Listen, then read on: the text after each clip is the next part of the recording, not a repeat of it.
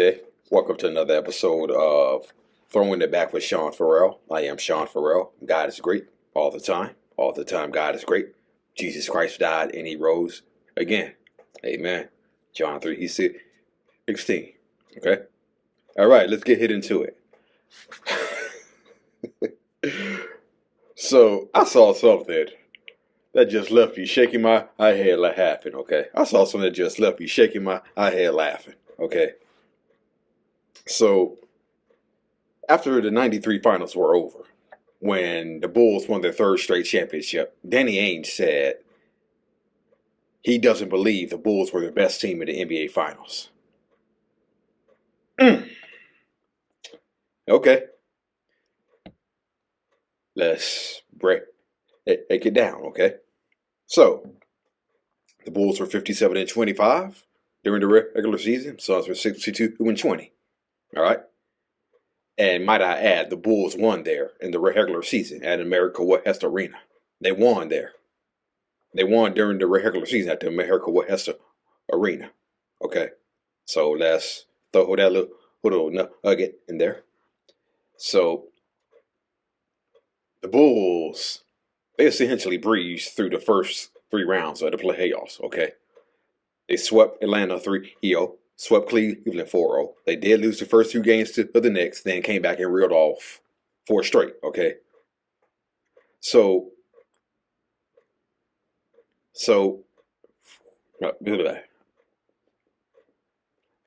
heading into the NBA Finals, they were 11-2 in the postseason, okay? So the Bulls were really holding then, okay? And then you have the Phoenix Suns, who finished 62-20, and who lost the first two games at home to the 39-43 Los Angeles Lakers. Okay, they lost the first two games to the 39-43 Lakers. Okay, and if James Worthy had hit that jumper in Game 3, Phoenix would have been done for the year. If James Worthy had hit that jumper towards the end of game 3 in LA, Phoenix would have been the first 8 seed to lose to a number 1 seed. Okay? That's how close they came. Okay? That's how close Phoenix came to being out. Okay? But they came back into hide the series at 2. And they were defeated in game 5. The Lakers had them. They led 95-91. Okay? The Lakers had them. They led 95-91, but Barkley hit a jumper. Dan Marley came back and made a clutch shot. Game went into overtime. Suns survive. Okay?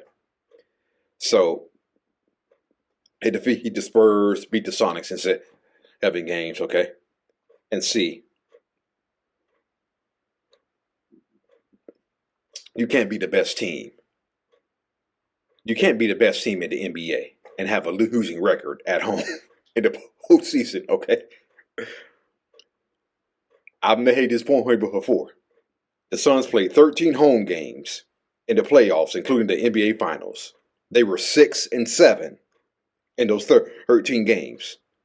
And if you didn't hear me, they were 6-7 in home games in the postseason, okay? That's why I say they are the worst 1 seed ever to advance to the NBA Finals. Okay? You have a losing record at home in the playoffs, and then you don't win any of your home games in the NBA Finals. And you say you don't think the best team won? Come on.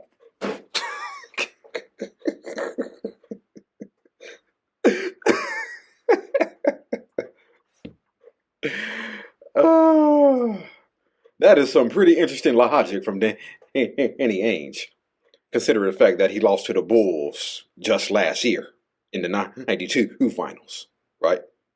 Okay. So, the Bulls were the best team. Okay, they were the best team. Okay. And I know Danny Ainge believes what he said, but facts are facts, man. Bulls were the best team in the postseason that year. Okay, they were the best team in the postseason, and again, you can't have a losing record at home during the postseason, and you can't win any of your NBA Finals games and call yourself, quote, the best team. Can't do it. So nah. Danny Ainge, you were not the best. Danny Ainge, your Phoenix Suns were not the best team in the NBA. You remember when Charles Barkley said this after game 3? That for the last year, and I believe in my heart that we're going to win the world championship. And I told you that. I don't care about being down 3-1. God wants us to win the world championship. I don't know if I go that far, Charles. No, I talked to him the other night. But as we all know, destiny isn't enough when you're up against Michael Jordan. Michael, Charles earlier said that he believes in his heart that the Suns are a team of destiny, and that he told you that. He's been telling me that crap ever since he's been here. What's your response?